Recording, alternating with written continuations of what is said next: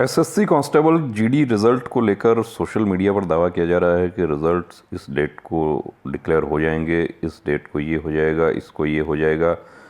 जो नोटिस दिखाया जा रहा है क्या वो सही है, कितनी सच्चाई है उसमें, और जो नोटिस है वो साइट पर क्यों नहीं आया। बहुत सारे आपके कैंडिडेट्स जो हैं वो ये जानना चाह रहे हैं कि ये नोटिस कहाँ है, ये किसी साइट पर क्यों नहीं आया। तो देखिए, नोटिस जो है वो क्या है, उसमें क्या कहा गया है, और जो डेट और टाइम आपको दिया जा रहा है, क्या पहले भी ऐसा होता रहा है कि इस तरीके से कोई डेट या टाइम जो है वो दिया जाता है।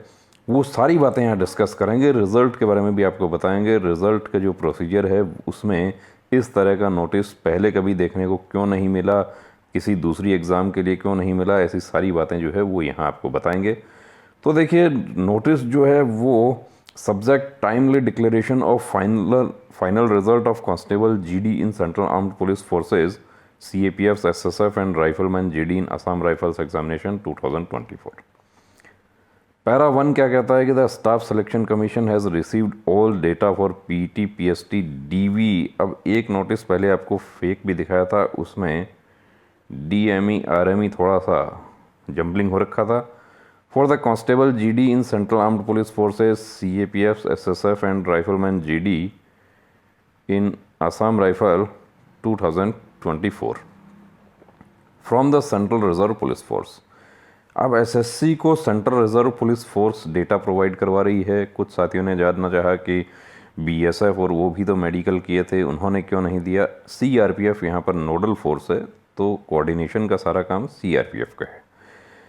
The final data including their pending review medical examinations cases from certain centers was submitted। अब 28 तारीख तक देखिए पूरा सबमिट हो गया है। ये बात बिल्कुल सही है, इसमें कोई फेक वाली बात नहीं है कि किस तरह कोई इसमें किसी ने ये जानबूझ के ऐसा किया हो, इस तरह कोई बात नहीं है। 28 तारीख तक पूरा डेटा जो है वो SSC को जा चुका है, और जा चुका है उसके बाद 1-2 दिन का समय उनको भी लगता है।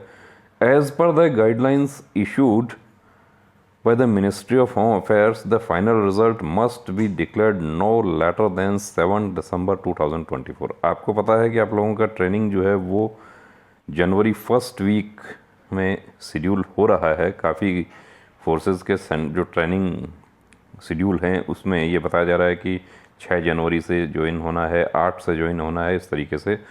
तो 7 दिसंबर डेडलाइन दिया हुआ है SSC को MHA की तरफ से कि उससे ज़्यादा डिले नहीं होना चाहिए। तो उससे पहले आप लोगों का रिज़ल्ट डिक्लेयर हो जाना है।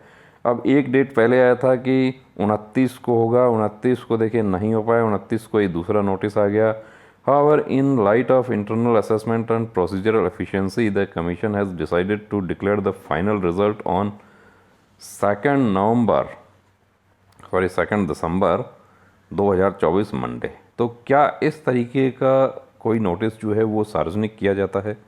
सार्वजनिक नहीं किया जाता। ये नोटिस जो है वो इंटरनल स्टाफ के लिए है, इंटरनल प्रोसीजर के लिए है कि ये डेट फिक्स कर दी गई है, इसके अकॉर्डिंग सभी को अपनी रिपोर्ट्स प्रोड्यूस करनी है।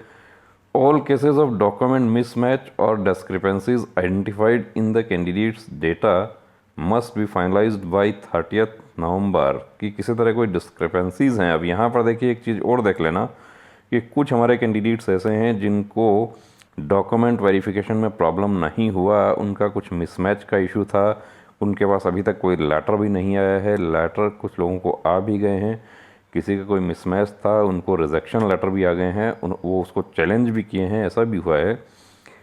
लेकिन यहाँ ये कहा गया है कि जिनका नहीं हुआ है वो 30 नवंबर तक उसको पहचान करके and there cases are considered closed, कि उन केसेस को क्लोज कर दिया जाए और उनको मेरिट में शामिल नहीं किया जाएगा। तो आपका भी कोई ऐसा इशू है तो आप देख सकते हैं।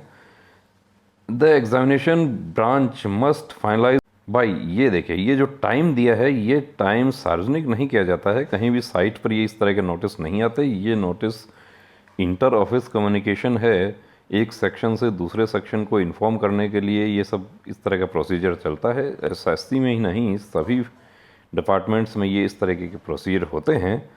तो यहाँ पर आपको इस तरीके से पैनिक होने की ज़रूरत नहीं है कि ये नोटिस आ गया, अब इसमें क्या होगा, आज क्या आएगा या नहीं आएगा। सुबह से हमारे पास बहुत सारे मैसेजेज आ गए कि आज आएगा ना कंफर्म आएगा। देखिए आज का जो है उसको आपको कह दें कि 99.9% आ जाएगा। 99.9, 1% जो 0.01 आपको बता 0.1 जो आपको बता रहे हैं कि नहीं हो सकता, उसमें क्या होता है कि देखिए 7 दिसंबर तक का जो आपको डेट दिया है, 7 दिसंबर से पहले पहले अपडेट हो जाएगा।